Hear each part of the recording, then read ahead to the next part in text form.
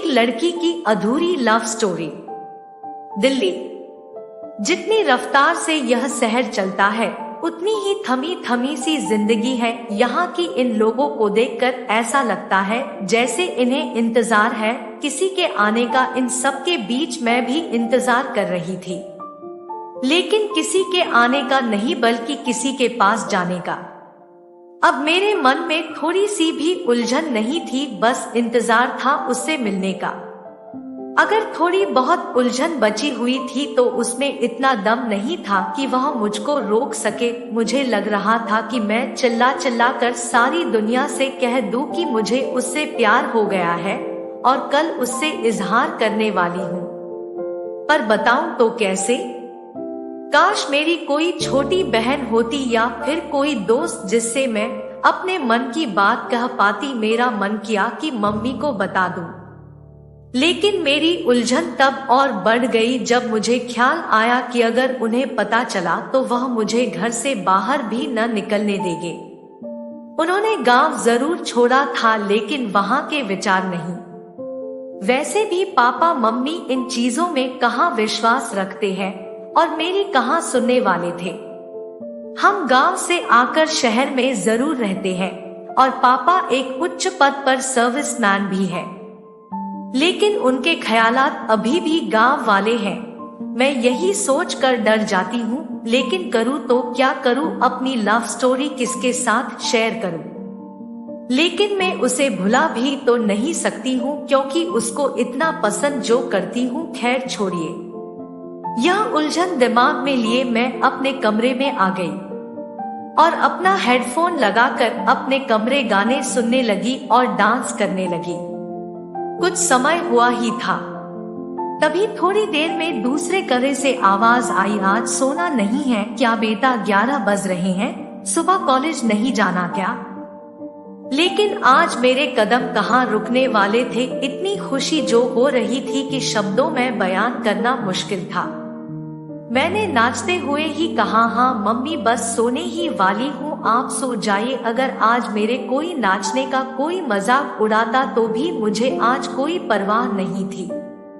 अभी मैं नाच ही रही थी तभी पानी की तेज बूंदें मेरे चेहरे से आकर टकराई और मुझे आंखें खोलने पर मजबूर किया। पता नहीं उस टाइम मुझे क्या सूझा, खिड़की के पास जाकर उन बूंदों के साथ खेलने लगी और अपने मुंह पर बार बार उन बूंदों को फेंकने लगी। इतने में पता नहीं मेरे मन में क्या आया, खिड़की बंद की और अपनी डायरी निकाली जहां पर मैं अपने बारे में लिखती थी। आज भी मैं कुछ अपनी लव स्टोरी के बारे में लिखने लगी, लेकिन आज जो लिख रही थी वह सीधे मेरे दिल से आ रहा था। मानो ऐसा लग रहा था जैसे डायरी से अपने मन की बात कर रही हूँ। आज पहली बार किसी को आंखों से मैंने बात करते हुए देखा था। मैं उससे पास जाकर कुछ कहती, इतने में उसकी ट्रेन आ गई और उसे अपने साथ ले गई। अगले दिन न जाने क्यों उसे सामने वाले प्लेटफॉर्म पर देखकर मैं खुश थी। शायद मैं इंतजार कर रही थी उसका। खैर अब आंखों से शुरू हुई बातें इशारों से होने लगी थी। बड़े ही अजीब होते थे उसके इशारे, समझ तो नहीं आते थे लेकिन मेरे चेहरे पर एक मुस्कुराहट जरूर दे जाते थे। अब समय के साथ में धीरे धीरे में उसके इशारे भी समझने लगी थी। वह रोज कुछ न कुछ पागलपन करके मुझे हंसाता था और एक दिन तो उसने हद ही पार कर दी। वह मुझे देखकर जोर जोर से गाना गाने लगा। इससे पहले कि मैं उससे बात करती उसको स्टेशन मास्टर ने पकड़ लिया और उसे अपने साथ ले गया। उस दिन बहुत हंसी थी मैं। शायद मुझे भी उसके इसी बचपने और पागलपन से प्यार हो गया था। उसे देखकर मुझे ऐसा लगने लगता था कि जैसे मेरा बरसों का इंतजार खत्म हो गया हो। अब जिंदगी ने एक रफ्तार पकड़ ली थी। यह दिन इतना तेजी से बीते कि हम दोनों को पता ही नहीं चला। हम दोनों हर रोज स्टेशन पर आकर अपनी अपनी मंजिलों की ओर निकल जाते थे। ना उसने कभी इस ओर आने की कोशिश की, ना मैंने कभी उस ओर जाने की हिम्मत जुटाई। कभी कभी तो दिल करता था कि भागकर उसके पास चली जाऊं और उससे अपने दिल की बात कह दूं। और उसके साथ उस सफर पर चली जाऊं जहां वह जाता है। लेकिन कभी मेरे दिमाग ने तो कभी मेरे पैरों ने मुझे इसकी इजाजत नहीं दी। मुझे इंतजार था कल का दिन मेरे लिए स्पेशल है, कल के दिन वैलेंटाइन डे जो है। अगर मैं कल उससे अपने दिल की बात ना बता पाई तो शायद कभी ना उसे बता पाऊंगी। तभी मेरा ध्यान डायरी से हटकर उन घड़ियों की टिक टिक करती सुइयों ने अपनी ओर खींचा जो वैलेंटाइन डे शुरू होने का इशारा कर रही थी।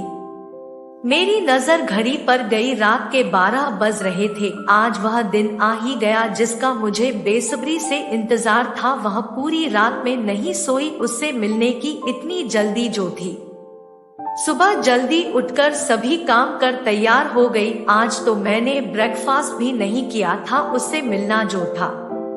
आज मैं प्लेटफॉर्म पर समय से पहले ही पहुंच गई और वहां पास में पड़ी बेंच पर इंतजार करने लगी उसके आने का।